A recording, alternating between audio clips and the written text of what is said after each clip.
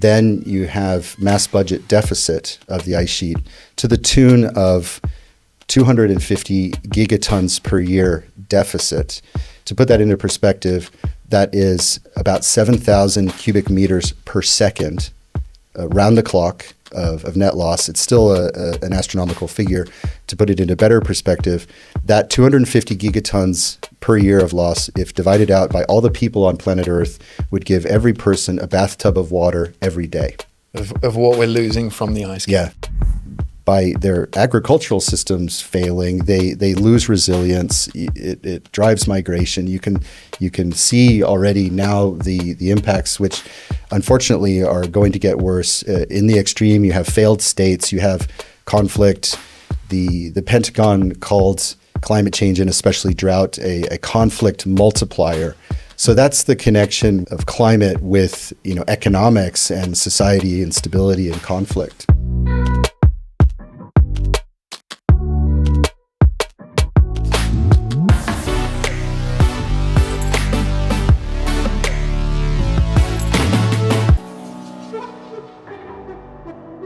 Welcome to this vital episode of Seize the Future, where we take a journey to the ice sheets of Greenland to discover its connections to the major economic issues concerning our world today, with none other than Professor Jason Box.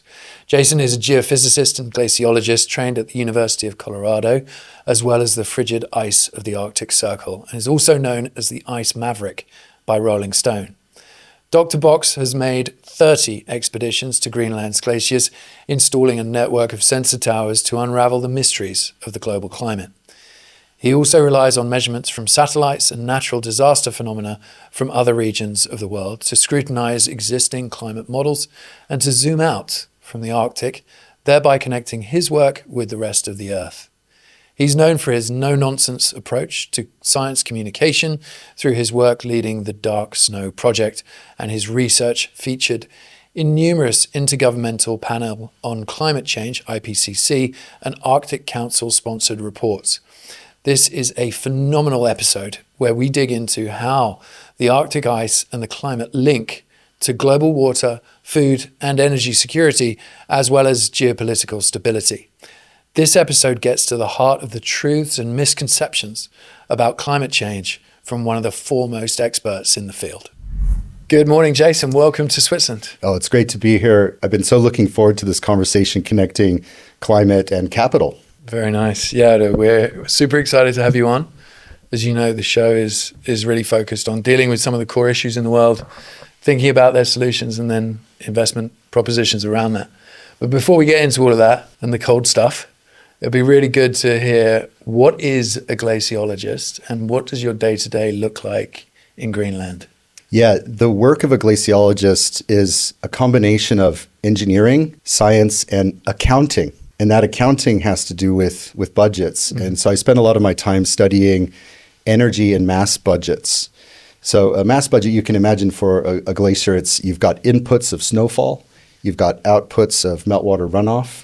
And the energy budget, you've got energy coming from the sun, energy coming from infrared. Mm-hmm. And we install equipment to measure all the components of the energy and mass budget so that we can get closure on that budget and understand if it's in deficit or in surplus. And so that's the accounting part. The engineering part is about getting a number. We want to know, what's the volume of ice there? And how is that volume changing? These are just numbers. We're chasing numbers. The science is then about asking the questions, okay, what's behind that? Understanding the process. And with the equipment that we're installing, we can gain that process understanding by studying the budget over time. And so what it's like to be there is, because we're spending a lot of our time installing and maintaining sensor towers. So that, just for people who are watching the show and have no idea what is a glaciologist, let's really break it down to the very basic levels. Like, you're studying the ice, you're studying the snowfall, you're studying the water runoff. What other aspects are we looking at? Yeah, it's, at least from the perspective I came from as a physical climatologist, studying global, regional, micro-scale climatology, and then applying that to the problems of snow and ice, mass and energy budgets. So I came making that intersection of climate and ice, as opposed to other fields of glaciology where they may be studying the mechanical properties of ice or the flow, the deformation of ice. That's not really what I do. It's more what's the climate doing to the ice, and then what is the story that ice tells. And it really tells a story. We just have to set up our recording equipment and study the data. But then being there in the fields, it gives you a perspective that you don't get from sitting behind a computer, where kind of half of the field is into pure modeling. And what that lacks is the infinite complexity of nature, the infinite fidelity of the climate system. There's a lot of interacting parts, and our brains are powerful enough to occasionally notice these complex mechanisms that are happening and that are not encoded in the models.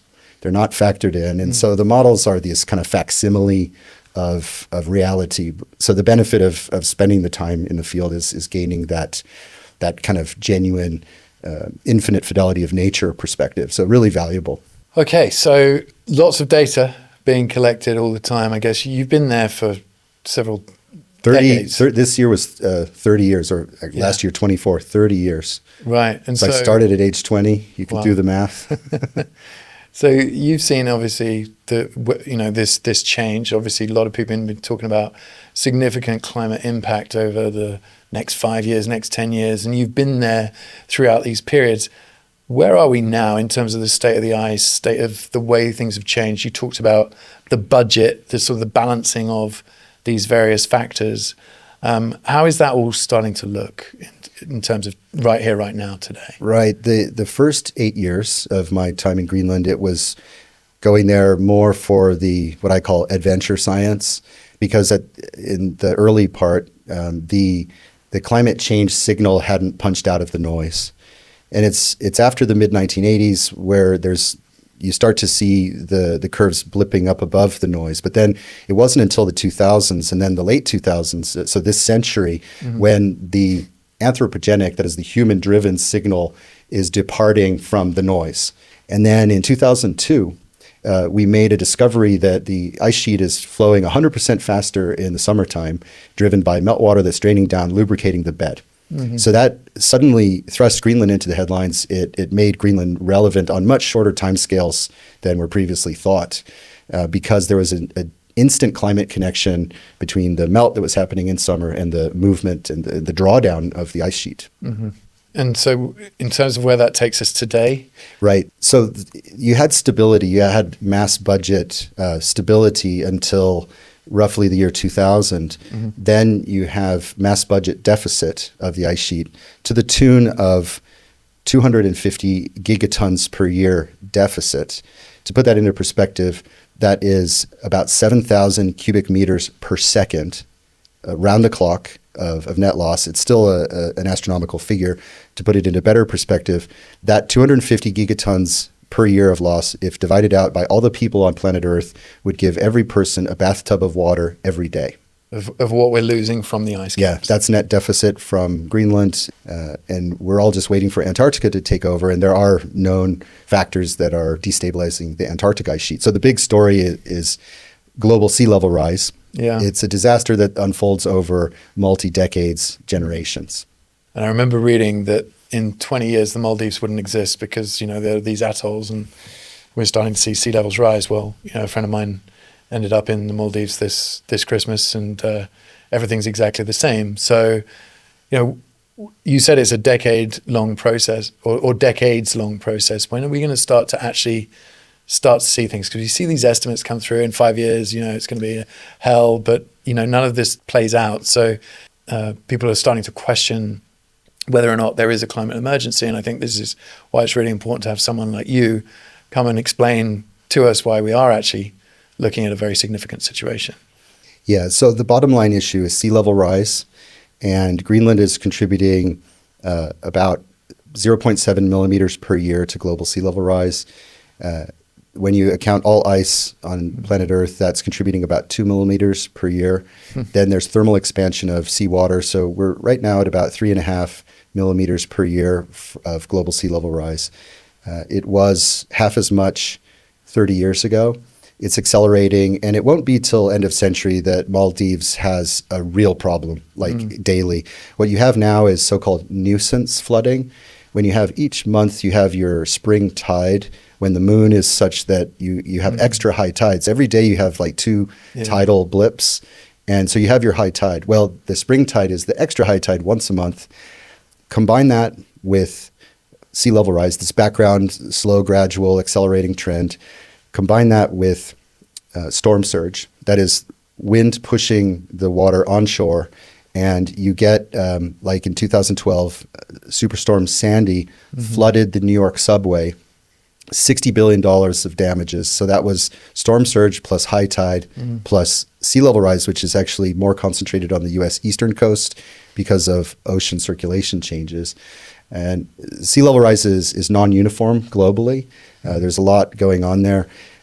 But it's not the immediate problem. It's a nuisance and occasionally very expensive.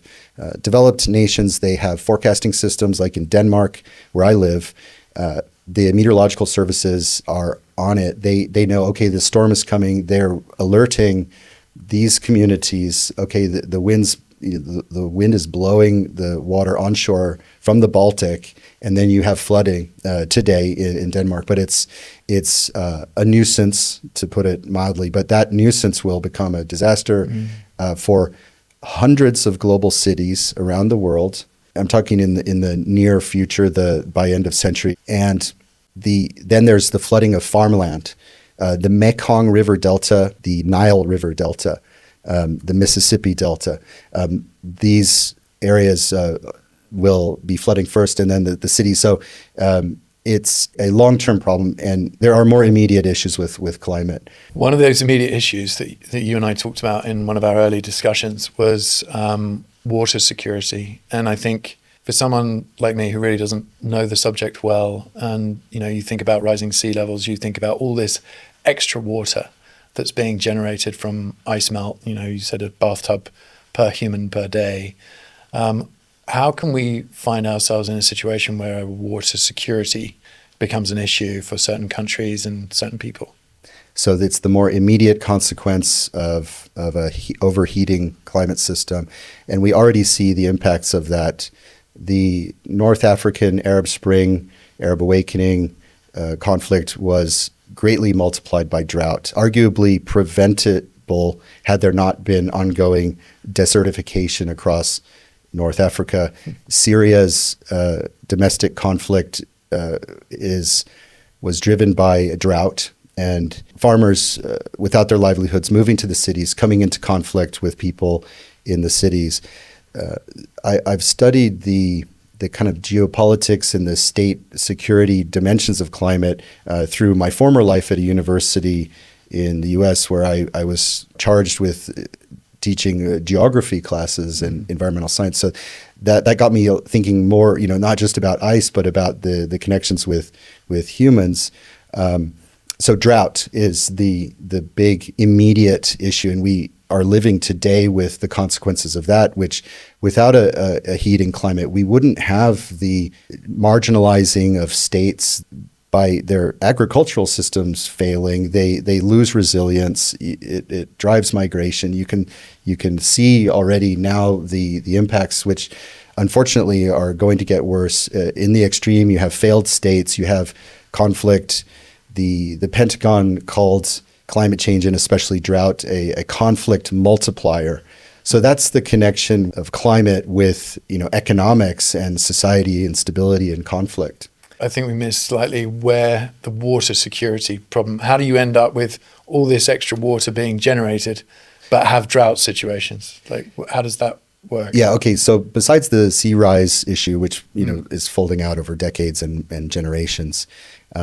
The evaporation rate of a land surface is nonlinear with temperature.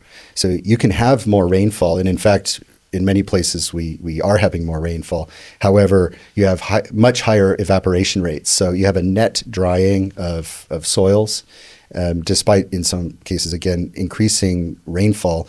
However, the overall pattern is that dry places... What's the reason for that? Why are you seeing higher evaporation rates? Temperature. temperature? Yeah, it's purely the water vapor pressure with temperature is quadratic, so it's to the second power. And so you have a strong nonlinearity. So the water's larger in density, but it's hanging around for less time because it's essentially being evaporated away. Yeah, Right. yeah. Okay. The dry areas are getting drier, wet areas getting wetter. I live in Denmark, and there's a very clear wetting trend.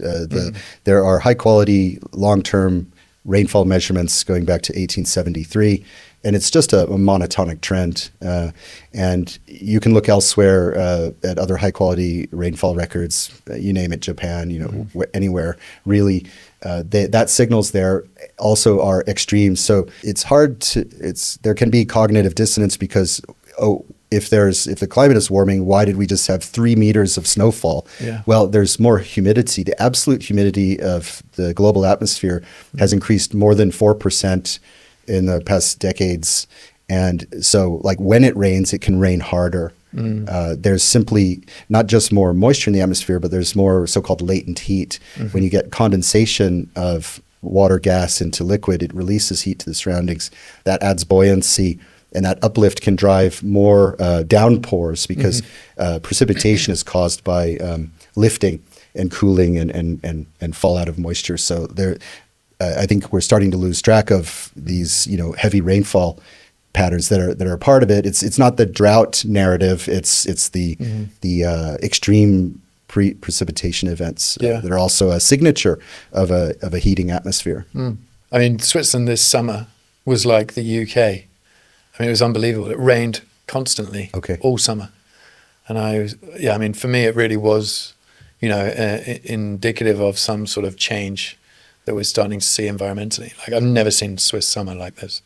Wow. It was ridiculous. Yeah, Denmark's had 2 of its wettest years on record just in the last 5 years. You don't have to look far around the world to find areas that are just getting drier. And then the disproportionality of this issue from developed nations to developing nations is a big part of the problem because developing nations lack resilience. They lack infrastructure to dispose of surplus water. And, from what you're saying, you're starting to see how this all starts to link together into a geopolitical and immigration or migration problem, which we're obviously witnessing in Europe currently. Can you just maybe talk about, you touched on something earlier, you said drought is a conflict multiplier. Can you maybe just walk through the why of that as well? Like why does drought end up being this conflict multiplier? When agricultural systems are degraded, food production is insufficient, then you have a desperate society. You have, when people can't feed their families, they become so restless or ungovernable because any family would do anything they can to feed themselves. And so that's when people pick up their stuff and they're like, okay, we're out of here. We don't want to leave our home culture, but in the global north, these issues aren't confounding our ability to feed ourselves. Yeah, so it's a food security. Right. Water security is food security issues. And if before anthropogenic climate change, you had a very green Mediterranean, and it's not just climate, it's farming practices, non-sustainable farming, soil degradation. So ultimately that leads to so-called desertification, which really is just the degrading of the soils because humans have not been good enough about sustainable agriculture. And then when you add drought to that, then the system collapses. I'm sorry, I don't understand what you meant by a green Mediterranean. The Mediterranean used to be much more lush. North Africa was green. It wasn't so much desert. So that goes back. So you mean the surrounding land was very green. So the Greeks and Romans deforested the Mediterranean to build their ships and for fuel, for cooking and smelting. So the non-sustainable land use practices of humans, it's a long history. But then drought, it actually has punctuated practically all of the empires in world history: Egyptian Empire, Mayan, Sumerian, and most recently the Ottoman Empire. There were 3 droughts during the Ottoman Empire. The last was coincided with World War I. So you combine the stress that drought puts on the Ottoman Empire depended on agriculture as much as it did military. And drought is, you can't really overstate the significance of drought in destabilizing nations, empire, states. And today we face failed states. Other compounding factors, it's like a trigger mechanism. It's something that pushes cultures off the cliff. Listening to you speak about this is obviously creates a level of significant concern. You mentioned in one of our earlier conversations again that the conservation movement has not been effective enough. What do you think? Well, where have those failures been, and what could have we done better? Right. The first Earth Day, 1970.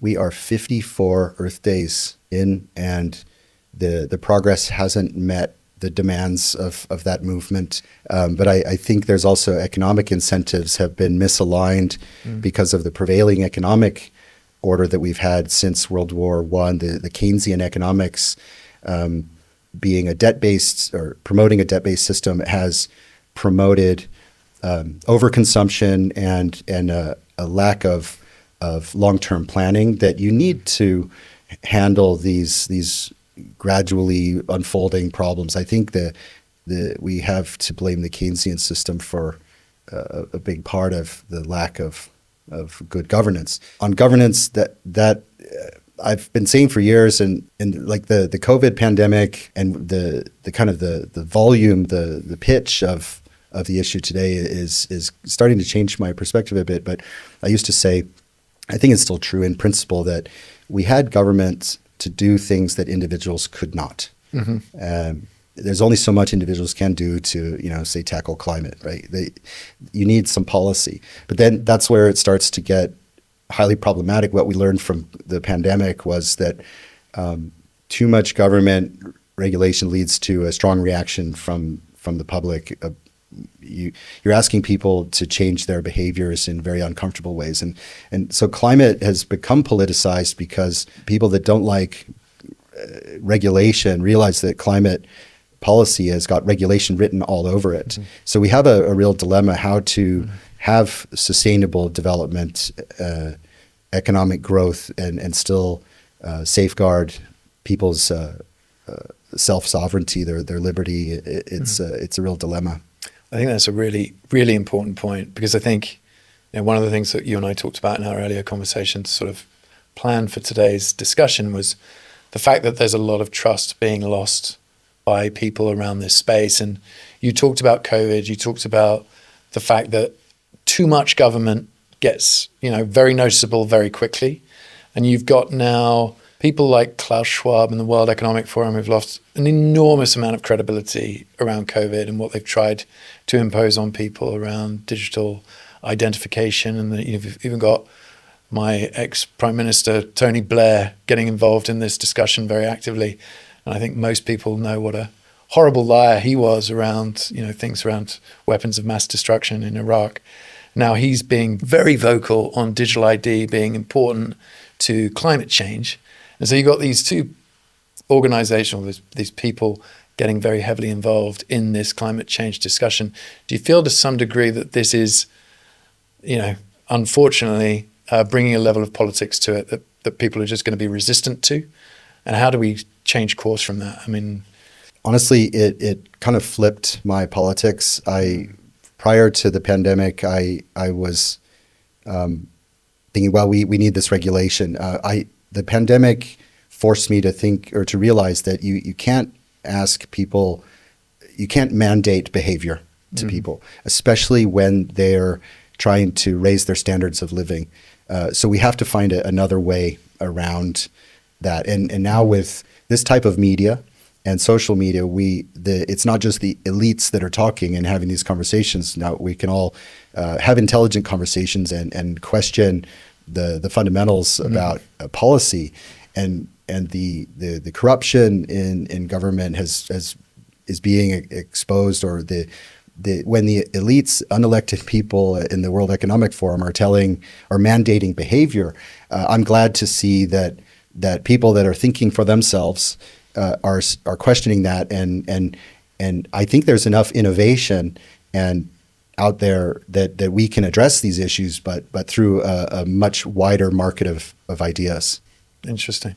When we're sitting here talking about it from a tiny country like Switzerland, you're from a tiny country like Denmark, and then you look at a country like China pumping out the amount of energy that they are through coal-powered stations, and you just look at the increase of coal-produced energy in China versus what we're trying to do to improve things for the climate. How do we reconcile that? How do we, look at this beast that is China, these emerging nations? You talked about it before. People are looking to feed their families. They're not going to be worried about what's happening with the ice layers in Greenland. They just want to make sure that their family's safe during winter and warm, and that they can provide food for them. So how do we again change this? What is the solution here? In terms of solutions, we've got to get pragmatic. And one idea is that we create a $100 billion global fund with, say, 20 participant nations, each putting in $5 billion. This is a tiny fraction of, say, their national defense budget. And with that, we solicit applications globally for solutions to sustainable food production, carbon drawdown. We don't actually have to envision all of the solutions technologies. We pitch this project to the world. Then you crowdsource the global innovation in engineering, physics, science. And applications are due in a year. We evaluate them. We fund 50 projects, each with $1 billion for 3 years. And after that 3 years, an independent body evaluates which were the most promising, and give the top 10 of those projects $10 billion each for the next 5 years. And so in under 10 years, we can roll out 10 plus technologies that the investing nations can benefit from the technology spinoff of whatever comes from that. And we don't even have to know what those solutions are today. That will come through the free marketplace of ideas. And so that's an idea I've been pitching to people, because we can't know all of the solutions now. We're looking for silver bullets, but through this portfolio approach, you have the so-called stabilization wedges, where each technology working together can bend the curve in whatever direction you want it to go. So now we're starting to get into ultimately climate interventions on purpose. We've inadvertently modified climate already and environment. The conversation is turning beyond conservation and adaptation and into real mitigation. I think we always like to round out this podcast in terms of where you allocate capital for to propagate that solution for the world, but also, to make money in the change that is coming. So I guess my question to you, first of all, would be, what sort of solutions are you seeing coming that you would be proposing that people invest in? You've laid out this plan for the sort of the 100 billion sort of proposal of investment strategies, but is there anything that you're seeing today that looks promising that you would say that is an area where we should be allocating more capital today to help propagate the future that you're looking for? Is there a solution already for carbon reduction in the atmosphere? I think it's better to look at the financial system, and if it were a true hard money system, a fixed supply of money, not just one where central banks can print more of, and that distorts the... You sound like you're talking about Bitcoin. Yes, I discovered this amazing technology not that long ago, and it's given me hope. It's revolutionized the way that I'm thinking about these problems, because I've been bathing in these doomy problems my entire career, and it's only recently where I have hope, because I realize in a hard money system that Bitcoin technology delivers, that system spontaneously, automatically, unavoidably tends toward spontaneous order, to avoiding overconsumption, avoiding perpetual wars. The wars that have been raging globally would not be affordable in a fixed accounting. So the budget concept that I've been applying in climate, I realize it's also relevant in the money system. You need closure in the budget. There's energy can neither be created nor destroyed. Money should be a conservative property. There should be a fixed supply of money, and when you have that type of a system, that I think Bitcoin is unavoidably delivering to us, then we get out of an era of perpetual wars. We get out of overconsumption. We start to gain a level of peace that allows us to draw attention to these other issues of the many that we have, including climate and sustainability across the world. So this technology, I think it's smart to learn about Bitcoin and how it can how it does deliver these positives. I mean, I completely agree with what you're saying. I think that Bitcoin is the solution to many, many things. I think it's fascinating that you, as a glaciologist and climate scientist, come in here and you're talking about Bitcoin from a perspective of consumption and essentially creating low time preference for the broad global community. I think while I completely agree with what you're saying, everything that I've understood from you today speaks to a level of urgency that is probably much higher than the rate of adoption that we can even hope to see with Bitcoin. I think I had Willy Woo on this podcast very recently, and he was talking about 4 or 5% adoption by humans currently of Bitcoin.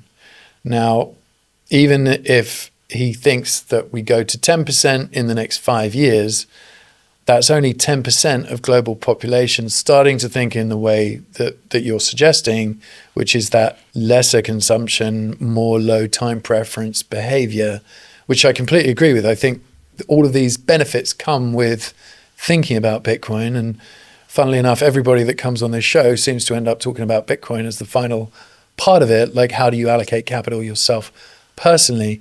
But I guess my question is, if there's a level of urgency now with, you talked about end of the century being the end of the Maldives, what else can we do around carbon capture? Where are there investments? Where else do you think we should be looking at investing capital for the urgent problem to reduce carbon, drop temperatures in places like Greenland and Antarctic? Yeah, climate intervention. Mm-hmm. We need to get into carbon dioxide removal from the atmosphere. There's 50% more CO2 in the atmosphere now. It's trapping more thermal radiation from the surface. It's overheating the climate system. This is actually pretty basic thermodynamics of the climate system. Mm-hmm. On the immediacy problem, on saving the Maldives, for example, we have 500 gigatons, too much carbon in the atmosphere. I've done the math to actually plant enough trees to sequester that carbon out of the atmosphere. You need 5 Australias of area. We don't have that space. But through a energy intensive carbon dioxide removal strategy, that we could get there if we can proliferate energy. But that's still going to take a lot of time. Geoengineering or climate engineering or climate interventions. And my concern is that one nation, could be China, could be US, a superpower, decides unilaterally to get into solar radiation management through stratospheric aerosol injection. And that's, flying planes and putting a reflective dust into the stratosphere. What that does is it shades the surface a little bit, and that lowers the temperature of the surface. So this is a climate intervention that can lower the temperatures. Doesn't solve the carbon problem, but that might be tackled in parallel. And the cost of implementing stratospheric aerosol injection is tiny compared to the carbon dioxide removal. Mm-hmm. I'm not advocating it. I'm just saying that I think that a superpower might go for this, and it's a temporary fix. You don't want to get addicted to stratospheric aerosol injection, but it does lower the temperature. What that can do is it has the potential to reduce the melting on the ice sheets, reduce the thermal expansion of the oceans, and so to buy some time with not flooding hundreds of coastal cities around the world. I mean, that could be a real tipping point. The unrest that could come from the forced migration of inundating cities could be too much for the world to handle. And therefore, the stratospheric aerosol injection technology, technofix, starts to come into play, whether you like it or not. We're really in the territory of conspiracy theories. I mean, a lot of people have talked about these contrails and chemtrails that come from the planes, and that this is already being done, and this is highly toxic. The minerals that are being put into the atmosphere. No, I think that's a misunderstanding, and it's ironic I'm defending stratospheric aerosol injection, Right. but it's just shading the surface from sunlight. But how do you do that? I mean, what are you actually putting into the air? You fly a fleet of planes at the lower stratosphere, and they release sulfur dioxide or a similar. It mimics the major volcanic eruptions. Most recently was Mount Pinatubo, 1991, which had a global cooling effect because of this aerosol masking effect. And how toxic is this to humans? It's not toxic. There are a lot of perceived potential pitfalls, like disrupting the Asian monsoon, for example. And so that could have agricultural implications. And the governance minefield that we're talking about here is, if, say, China goes into stratospheric aerosol injection, it's them choosing unilaterally something that might impact, say, South Asia. So yes, it's a minefield, but Yeah. I fear that the world may find itself backed into that corner if we get to double CO2 by 2050. We're not reducing carbon emissions fast enough. So we got to do simultaneously carbon dioxide removal, and it's not my decision, but some nation states may go for stratospheric aerosol injection. Interesting. But I mean, the question is really, what's the Goldilocks temperature of climate? Can we engineer that? It's arguably, it may be that we're too far down the CO2 road. But if you want to sustain some number of billions of people on planet Earth, you don't want the temperature to run away. So how are we going to do that? Is it some combination of carbon dioxide removal and stratospheric aerosol injection? I suppose so. So another taboo has been atomic power, and that, I believe, has to be part of the mix, because renewables, they're fantastic and they're growing rapidly, but they don't cover the base load. Yeah. So we need more atomic energy. The good news is next generation atomics don't have the high pressure steam so much. You don't have the explosive, high pressure problems. So I'd put investment into energy, atomics, and then again focusing the innovative engineering of the world into solving problems that we don't yet have solutions for, but we have to do that crowdfunding of the global innovation, and I think that can get us somewhere. We don't have all the solutions today, but I think with working within a hard money system, I think that we can divert away again from perpetual war and then focus. Then you get an era of peace, and that would allow nations, instead of being at each other's throats, then to focus on the real problem, which is sustainability. So I'm just going to ask you the final question here, Jason. How are you allocating your capital today? I'm all in on hard assets, that is Bitcoin and some MicroStrategy. And that's because these are energy-based monetary systems. It's a new, never before existed in human history. And like Henry Ford envisioned an energy-based money, and why he did was that it would solve the international exchange rate issues. And now that we have a global 24/7 monetary network through Bitcoin, that will solve a lot of our economic issues. And so I'm in favor of that, because I think it delivers the solutions that I want as an environmental scientist, and the energy cost is worth it. It's amazing to hear an environmental scientist say that his biggest focused investment is Bitcoin. I'm really very happy to hear that, and it really shows that we're going through a shift for everyone, and I encourage you to definitely be out there more explaining to people why. I'd love to get you back on the show at some point. Thank you for being here today, and look forward to chatting again very soon.